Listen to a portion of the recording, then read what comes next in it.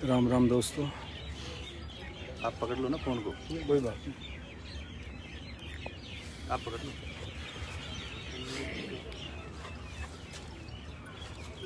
मैं बलजीत यादव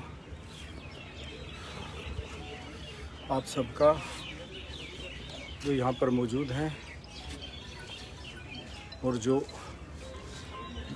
मेरे live Facebook page पर जुड़े हुए हैं मुझसे, सभी दोस्तों का दिल से शुक्रिया अदा करता हूँ कि ईश्वर की कृपा और आप सब की दुआओं से मैंने मेरा संकल्प पूरा किया। मैंने राजस्थान की विधानसभा में ऐलान किया था कि राजस्थान के बेरोजगार जवानों के साथ जो अन्याय हो रहा है उसके बारे में बार बार विधानसभा में बोलने के बाद भी सरकार सुनवाई नहीं कर रही है।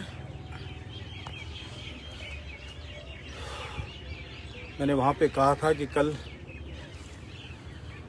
काले कपड़े पहन के राजस्थान विधानसभा के सामने या सेंटर पार्क में सूर्य उदय से सूर्यास्त होने तक मैं मेरे युवा साथियों के पक्ष में और उनके साथ हो रहे अन्याय के खिलाफ विरोध प्रदर्शन करूंगा।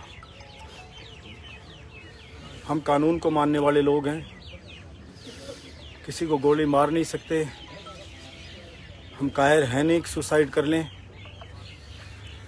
लेकिन मैंने तमाम वो कोशिश की राजस्थान की विधानसभा में, हर सेशन में मैंने ये मांग को उठाया कि राजस्थान के बेरोजगारों के साथ बहुत बड़ा अन्याय लंबे समय से होता आ रहा है। सरकारें बदलती जाती हैं लेकिन कोई भी सरकार उनकी ओर ध्यान नहीं दे रही है। पूरे हिंदुस्तान में 23 राज्य ऐसे हैं जहां राजस्थान के युवाओं की सिलेक्शन रेट 0 है, यानी एक भी जवान को 23 राज्यों में रोजगार नहीं पा रहा है।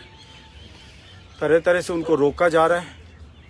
तो मैंने कहा ये पूरे देश में एक कानून आप करवाइए, सेंट्रल गवर्नमेंट से बिल पास करवाइए, कोई भी कहीं भी जॉब पा सकता है।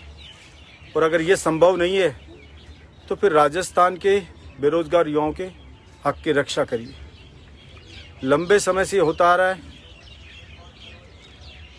कि या तो भर्ती निकलती नहीं है, भर्ती निकलती है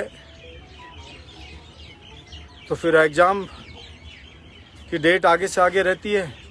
एग्ज़ाम की डेट आ गई, फिक्स हो गई, एग्ज़ाम हो गया तो पेपर लीक हो जाता है, या उसके अंदर भर्ती में कोई अधिकारियों द्वारा ऐसी कमी छोड़ दी जाती है, उसमें ऐसे षड्यंत्र की सी बू आती है जैसे जानबूझ के वो कमी छोड़ी गई हो, जिससे कि भर्ती हाई कोर्ट में फंस जाती है और किसी को रोजगार मिल नहीं पाता है।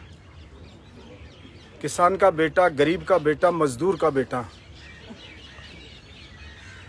जिसके माँ बाप रोज तिल तिल के मरते हैं और इस आस में रहते हैं कि मेरा बेटा पैरों पे खड़ा हो जाएगा तो शायद मेरी ये तकलीफ़ है ये दूर हो जाएगी। उसके बुजुर्ग दादा दादी एक एक दिन गिनते हैं कि मेरे पोते की शादी कर दें। पोता कहता है कि मेरा जॉब लगने वाला है, जॉब लग जाएगा तब करूँगा, नहीं खिलाऊंगा क्या। और वो बुजुर्ग ज़िंदगी से संघर्ष कर रहा होता है और मौत किसी की सगी नहीं होती। और किसी का दादा चला गया तो उसे जीवन भर अफसोस रहता है कि मेरे दादा का सपना पूरा नहीं कर पाया। इसलिए मैंने सरकार से कहा उस गरीब की सिसकी को महसूस करो, उस मजबूर की पीड़ा को महसूस करो। किसान को फसल का उचित दाम नहीं मिलता। 45% बाजरा पैदा होता है लेकिन MSP पे उसको दाम नहीं मिलता। ये तमाम मांगों के लिए मैंने विरोध किया, आपने साथ दिया, ये बहुत बहुत आपको धन्यवाद। एक